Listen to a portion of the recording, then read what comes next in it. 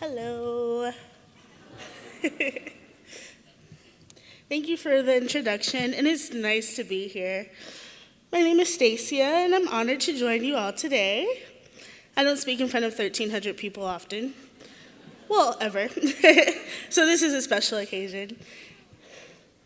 A more regular day for me includes sharing an apartment with my best friend, Ani, and our dog, Kita, talking with my mom, and going to my job at Starbucks, which I love a lot, but we'll get back to that a little later. 5 years ago, my life looked very different. When I was asked if I would be interested to share my story and how youth care helped me, I was so honored and excited to give back. Whew, kind of nervous, guys.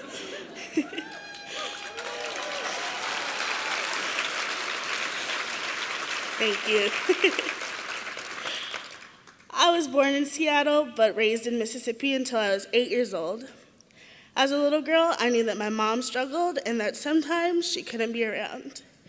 I always knew that she wanted to be a great mom and did the very best that she could. In 2001, I moved back to Washington to be closer to family and my dad. My mom soon joined as well. We were hopeful to have a fresh start, but we struggled. We went through several times of being homeless. We gained housing or a place to stay, but then something would come up, and so we'd be homeless again. I tried living with my cousin, but that wasn't any more stable. When I was 16 years old, my mom and I moved to a new housing program together, but I had to take some of my own needs in my own hands. This is how I landed at YouthCare's Orion Center, to get meals and talk to a counselor. The trauma of being homeless was wearing me down. At Orion, I found solid food, thanks to the meal team, I guess that's what you call it. And I found supplies like shampoo and toothpaste. I also connected to a counselor who helped me work through some of the challenges I had been facing. It felt really good to talk to someone and to not be judged. I was also attending regular high school, but many of the other students at my school didn't really want to learn. I was interested in class and graduating, but the disruptions made it impossible for me to concentrate or stay motivated. I dropped out of high school and started spending time on the streets. I was starting to lose control of my life, and potential was slipping away. Then youth care became my home. I moved into a transitional living program called Catalyst at Straley House. It was hard to leave my mom, but I was ready to take control of my own housing. Catalyst really whipped me into shape. I had a safe and consistent place to call my own. This helped me stop the slide into life on the streets. Catalyst also meant having curfew and chores, which were not my favorites. No. Having stable housing really set me on a new path. I enrolled at YouthCare's barista training program. Before you start the actual training, there's a week where you interview for your spot and get to know the group. I started off standoffish and keeping to myself. The teacher said to me, "Stacia, we really want to have you in the classroom, but we have to see your interest and that you want to be a part of the team." There was something about that demand that caused me to snap with the program. I was really wanting to succeed. I was chips all in. Show me the coffee. Let me learn. Let me percolate. I graduated and I was ready. Quick shout out to the rest of my team. We named our cohort the Breve Beauties. We were pretty awesome. During this time, I also moved to a different youth care housing program called Passages. Being at Passages meant I would live at Sandpoint and have an entire park as my front yard. There was water and wetlands nearby. I can go on long walks to clear my thoughts. It was safe and comfortable. I also took another leap and completed my GED. Being at Passages also permitted a bit more flexible curfew hours, and I was able to visit my mom nearly every day. She was about to move to a new place, and I really wanted to be there to support her. It was time to do something positive with my future. The barista program taught me the relationship between my performance and my paycheck. It taught me how to be on time, which I'm still working on, communication skills, and how to make a good cup of coffee. I had a chance to interview for the position at Starbucks. I had to wait a few months, but it was worth it. I was hired and instantly found my groove. I love talking to my customers and getting to know them. I love telling people, have a great day. And I look forward to seeing all of my regulars. I started to be less shy and my confidence kept growing. I remember one of the first times I was trusted to close the cash till for the first day, and I was thinking, oh my gosh, they trust me to do this right, and they trust me to be with all of this money. Nobody ever believed in my honesty like that before.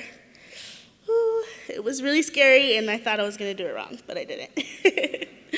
One of my proudest moments was when I got a call from the district manager, which first made me think I was in trouble. But she was calling to say thank you for a job well done. Someone had come into my store and was having a terrible day.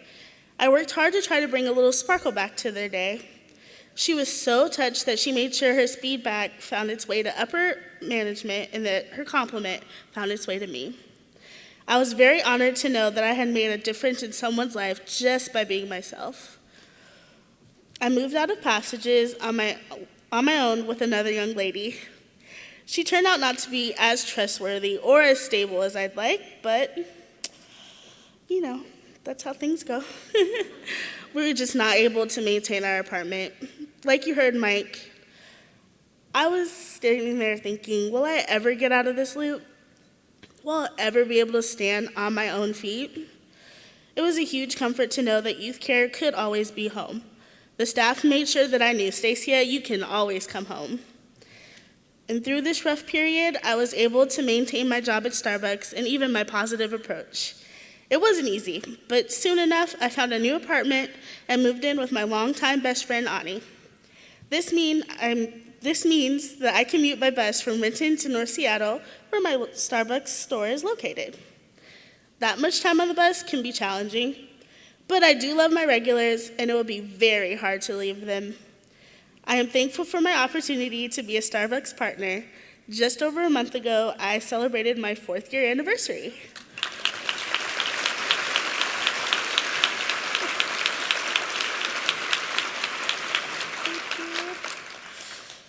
I was asked what it might look like in 5 years if I'm happy and satisfied. I immediately thought about how I'd love to own a car so I could get promoted to shift supervisor position and be able to quickly get around to any store that I want at any hour. In the future, I'd also like to never have to move unless I want to move. That's just, it takes a toll, I'd also said that I'd probably have my mom living with me. She is a diabetic, and it's important to keep an eye on her health and ensure that she's finally stable. We talk every day. She isn't one to show a lot of emotions, but recently asked me why I kept taking such good care of her, even after all that we've been through. I can only note that, well, you're my mom, and I got your back. That's what you do for family.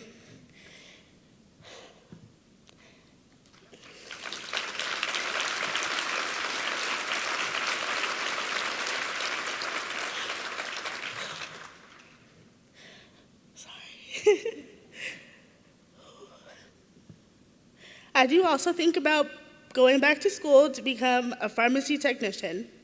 Ultimately, I know that I'm on earth to help others, and that's what I'm good at, and it brings me such joy.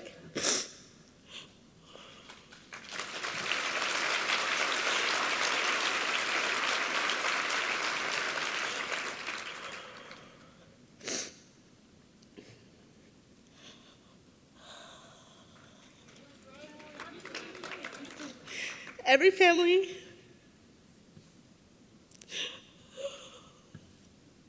sorry.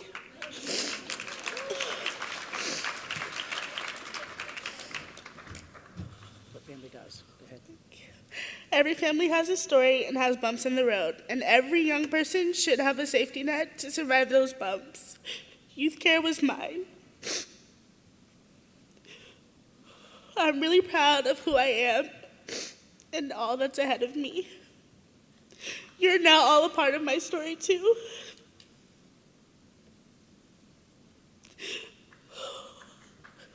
like to say thank you to my best friend Ani and my mom, who are both here to help support me today.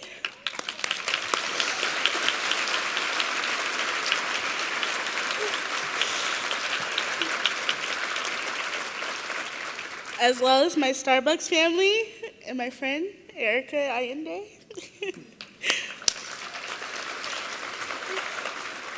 I appreciate the chance to be with all of you, and I thank you for making youth care your first priority. Come visit me at 145th and 15th Starbucks. I'll put a smile in your coffee, not cries, not tears. Thank you.